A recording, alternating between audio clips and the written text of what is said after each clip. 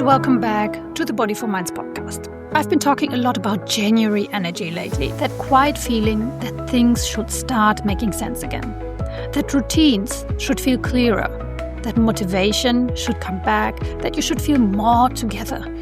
And when that doesn't happen, especially when it comes to your body, to exercise or to movement, many women don't get curious, they get self-critical. Not because they're doing something wrong, but because they're used to measuring progress through clarity, control, and visible results. We're surrounded by success stories at this time of year, clean routines, confident claims, before and after stories. What we rarely hear about are learning curves, the messy middle, the moments where things feel unclear before they feel supportive. And for many women, this confusion doesn't stay in the gym or with movement. It spills into everyday life. You second-guess yourself more than you used to. You look capable on the outside, but doubt yourself underneath. Decisions feel heavier. Rest doesn't quite land. So if getting back into routines and listening to your body feels harder than you expected, this episode is for you. Many of you aren't trying to choose between motherhood and work. You want to be a loving, present mother and a capable, committed professional. You want to be steady in the chaos at home and clear and respected at work. You want to be the one your children feel safe with and the person others turn to for advice. And yet so often it feels like you're failing at both. Too tired to be fully present, too stretched to show up the way you know you can and used to. And in theory, this is where tuning into your body could make all the difference. But most high-achieving women didn't fail to learn body awareness. They were simply taught something else instead. And they were sent very different messages about their bodies. Many of us learned early on to override physical signals in order to function, perform, and meet expectations. Our bodies were, at best, something to manage, to make smaller, to make acceptable, to push through, to use. Ignoring hunger to keep going or to lose weight, pushing through tiredness to stay reliable, swallowing feelings to stay capable and keep the peace. That wasn't a flaw. It was adaptive. It worked, especially in professional worlds that were and still are built by and for men. But over time it shaped how we relate to our bodies. Instead of listening, we learned to judge. Instead of noticing, we learned to analyze. So when you start turning inward again, the signals you meet can feel unfamiliar, confusing, or even uncomfortable. They can challenge the image you have of yourself, the version of yourself you've learned to present to the world. Not because your body is wrong, but because you're hearing a language you haven't spoken in a long time, maybe ever. And unfamiliar signals often feel like problems, especially when you're used to being competent and solution-oriented. The truth is, many of you are already incredibly attuned. You read rooms like nobody else, at home and often at work too. You notice shifts in mood before anyone says a word.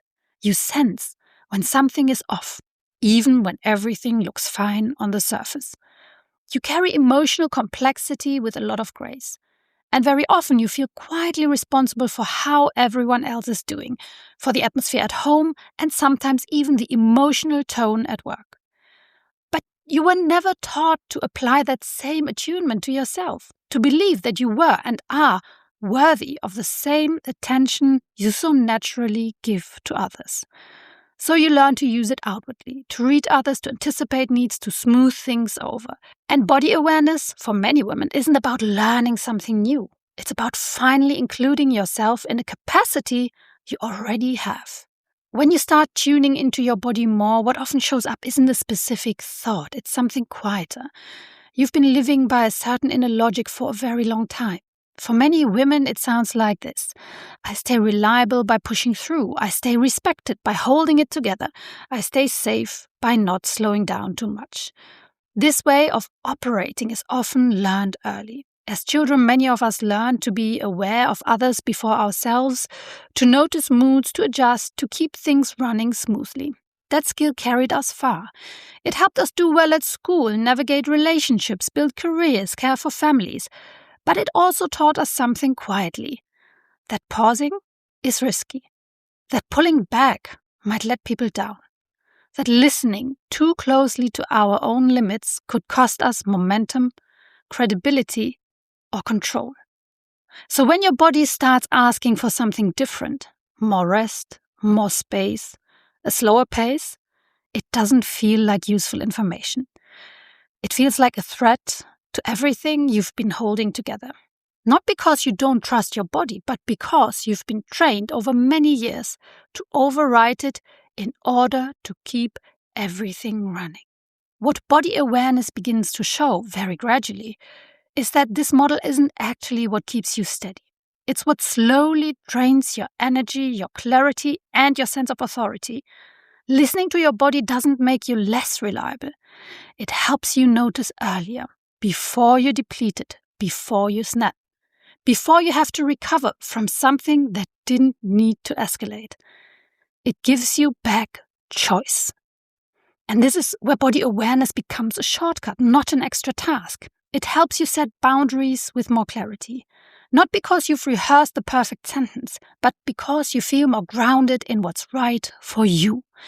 It helps you feel confident in your choices, in your position, your expertise, your ambition, without constantly feeling like you have to over-deliver to justify your place. It allows you to step out of conflict before it gets heated without shutting down or exploding. And it gives you the confidence to pick up the conversation later, when everyone has calmed down and you can speak from a steadier place. Body awareness also builds your ability to stay with discomfort, your own and other people's. Instead of rushing to explain yourself, instead of defending, instead of smoothing things over too quickly, you can pause, hold the moment, and respond rather than react.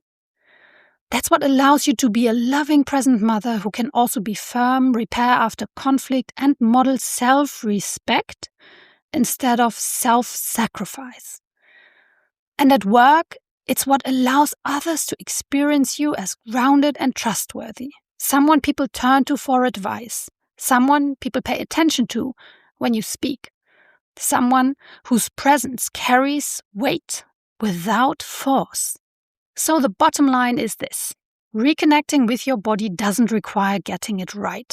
It requires permission to misread signals and notice later, to realize something after the fact, to change your mind. Your body isn't asking for perfection. It's asking you to stay in the conversation. Real learning doesn't happen through instant accuracy. It happens through experience, through trial and error. So if you've been trying to tune into your body more during exercise or just during the day, and it doesn't suddenly make everything easier, that doesn't mean it isn't working. It usually means you're interrupting a pattern you've been running for a very long time. The habit of overriding yourself in order to stay reliable, capable, and in control.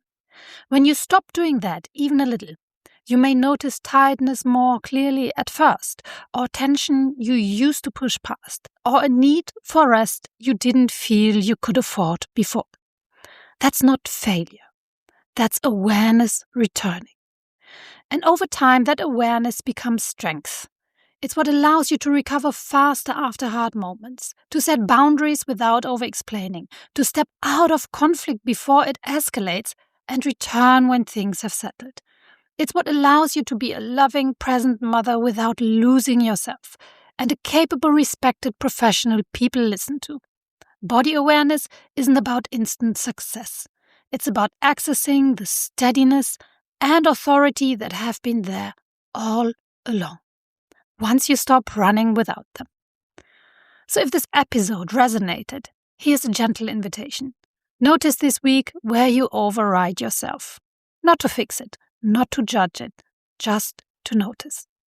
Notice the moment you push past tiredness, the moment you stay in a conversation longer than you need to, the moment you explain when silence would be enough. That noticing is already the work, and it's the first step toward moving through your days with more clarity, presence, and trust in yourself.